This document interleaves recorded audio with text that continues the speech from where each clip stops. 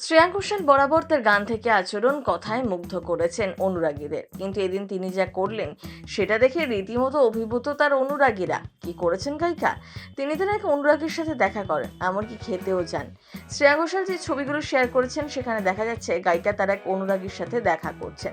সেই অনুরাগী গাড়িতে যেতে বলছেন। তিনি সবসময় চেয়েছেন রাজস্থানে বেড়ে ওঠা শ্রেয়াকে নিয়ে এই রেস্তোরাঁয় খেতে যেতে, ছোটবেলায় সেই চেনা স্বাদগুলো ফিরে পান। এরপর ভিডিওতে দেখা যাচ্ছে তারা সেই রেস্তোরাঁয় যান। রাজস্থানের স্থানীয়রা যেভাবে খাবার বানান সেভাবেই খাবার বানানো হচ্ছে।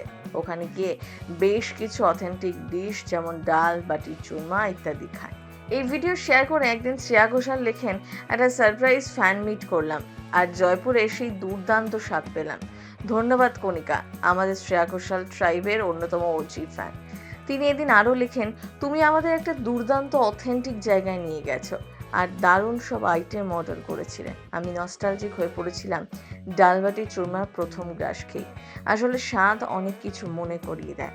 গায়িকা এদিন জানান তারা ডালবাটি চুরমা ছাড়াও বাজার রুটি, গাট্টি কি সবজি ইত্যাদি খেয়েছিলেন।